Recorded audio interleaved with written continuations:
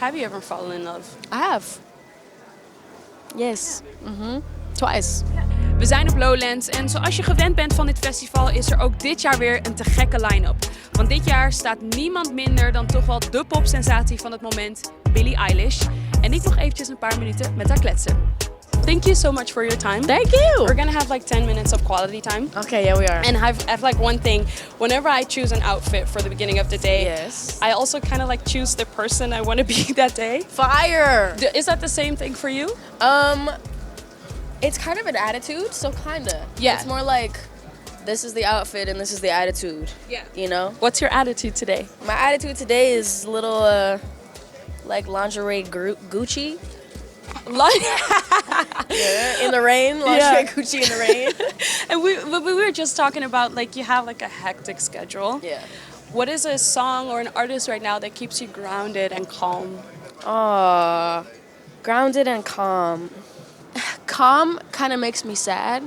So Okay. like sad, like calm music kind of bums me out sometimes, you know? Like some people calm is like, but for me I'm like, So I feel like the stuff that I've been listening to keep me in my own head and like in a good way is like techno, like Afro pop shit. Oh, Yeah, techno. dude. Yeah, Techno, the artist. Yeah. I have a kind of invasive question. Okay. What is your last, I don't know, do you listen to Spotify or Apple Music? What is your last search? Let's look. Should we look? Yeah. Okay, my last search. Well, I typed in ELO because Okay. I was looking up the artist Eloise. Have you heard of her? No. Dude, oh my God, it's this girl from the UK somewhere. She just put out this EP that's called like this thing called Living, I believe.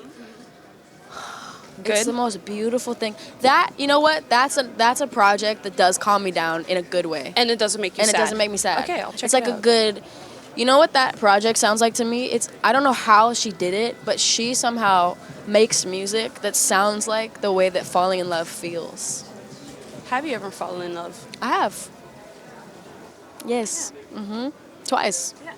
It feels like the good parts of falling in love, her music. Yeah. There's another part of falling in love that's very scary Yeah. and like horrifying. Exactly. But she just puts it in this like beautiful outlet. Like dude, so good. And then also, you spend a lot of time becoming the artist that you would like to be a fan of. Yeah.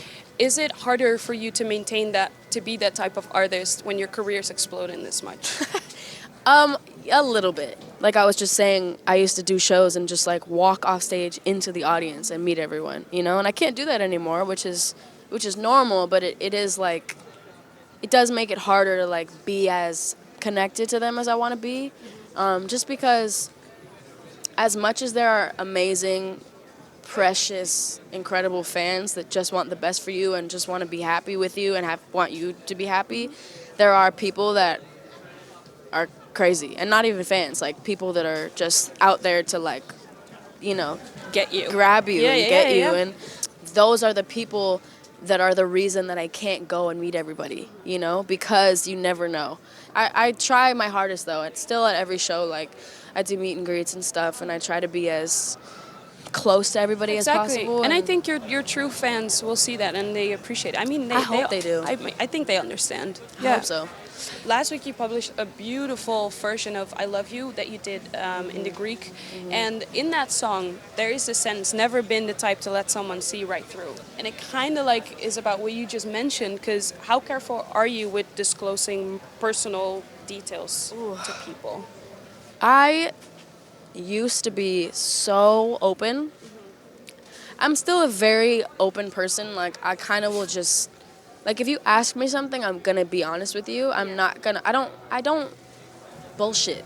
You know. I don't feel the need to, so I don't. Yeah.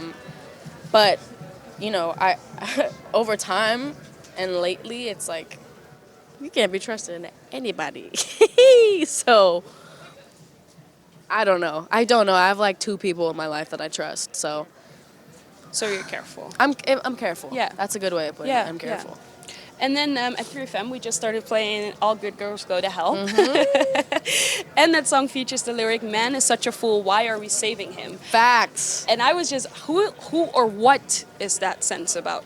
Mankind. Okay. It's mankind that's a fucking fool.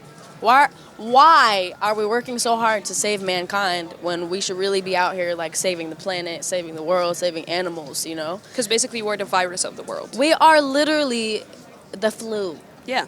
We're the flu, and the fucking world is this beautiful place that we're like ruining. Yeah. I mean, obviously that song is however you want it to be about, you know, but a lot of it's about global warming and, you know, like the world's being so ruined by us, you know. It's literally us, you know, and I'm guilty of using products sometimes that are bad for the environment, and you know, it's like I try not to. I don't even use a plastic straw. Like I use metal straws because they, you know what though? I've used metal straws like my whole life because they feel better. Plastic straws like feel weird. I don't fucking know.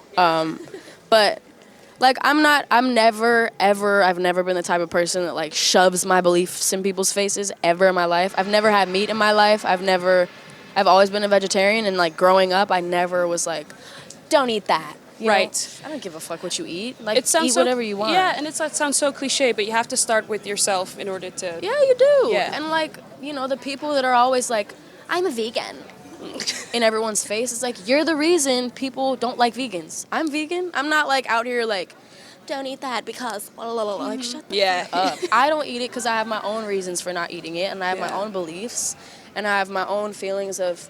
you know, wanting to save animals and save the planet and whatever. And, like, I'm not going to force anybody to do that because I wouldn't want them to force me. But that doesn't mean I'm not going to try to make the world a better place. Yeah. I'm just not going to force anybody to. You know what I'm saying? Yeah. And then I have last question. Okay, go. And it's one of my favorite questions, and it's inspired by James Lipton. And the question is, let's say heaven exists, and you get to the gate. What do you want God to say to you? That's something I've never thought about in my life. What do I want God to say to me at the gates of heaven? What it do? That's what I'm trying to hear from God.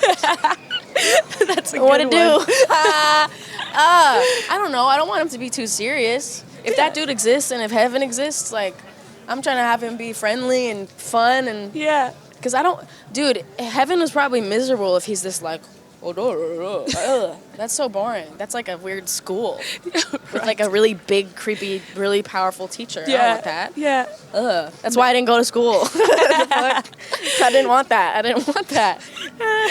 Fair enough. I want him to be cool. Yeah. Thank you so much, Billie. Thank you.